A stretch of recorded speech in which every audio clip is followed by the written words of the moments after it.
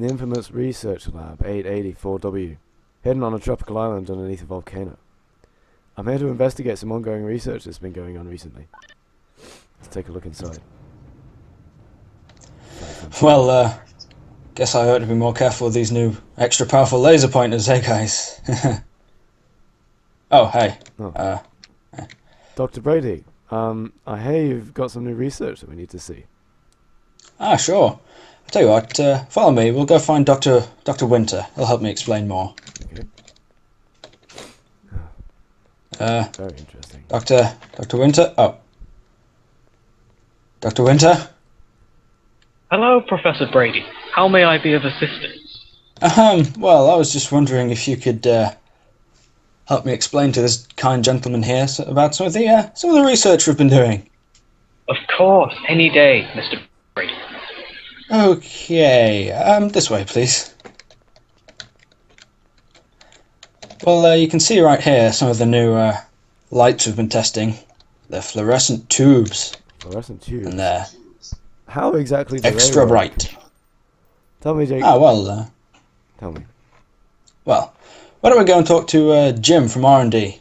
He'll explain more. Jim? What kind Close. of... Dr. Jim? Are you okay, Jim? Dr. Jim? I think there's something wrong with this, Jim. Dr. Jim? Could you, explain to us some of the work you and the boys have been doing at R&D? No. I think Dr. Jim is dead.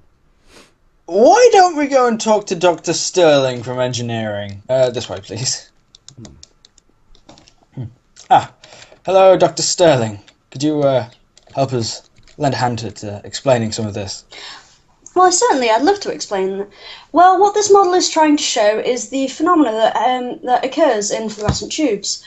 So what we have is a model of an atom with an electron in its first energy level. This electron orbits around the nucleus until it's given enough energy by an outside stimulus, e.g. a current in a fluorescent tube, to move to the next energy level. This process is called excitation. However, the electron isn't very stable at this energy level and wants to move back down. The energy that was originally given to the system to excite the electron is emitted through a photon. This photon's wavelength depends on the amount of energy given to the electron to excite it into the second energy level. This process is called de-excitation. Now over to Professor Winter to explain how this applies to an actual fluorescent tube.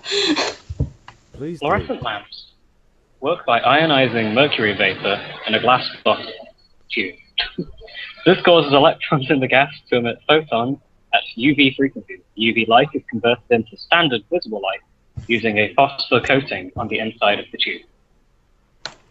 Well, thank you both very much. Keep up the good work, Dr. Sterling. Now, Mr. Jack, sir, in case there's anything else you didn't catch, why don't we go over to Brian Cox to explain things in more eloquent terms? Professor Brian Cox likes to do the science, which apparently consists of going somewhere exotic and then walking up a hill and looking right moody, while a helicopter flies around and around his pretty head. His pretty head.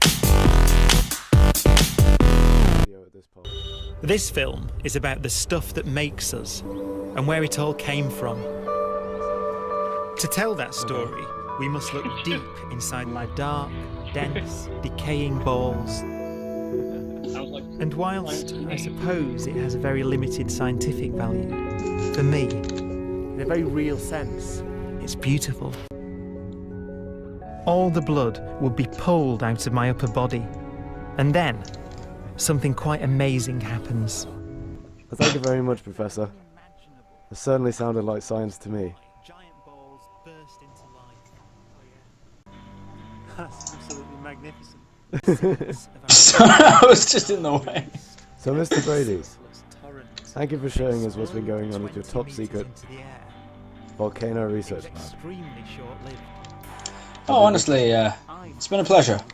Feel free to come back any time. We're gonna need some more funding. That's Brian's yacht. Actually, for me, That's Brian's yacht. That's Brian's yacht. Oh god. It's been stolen. Pirates!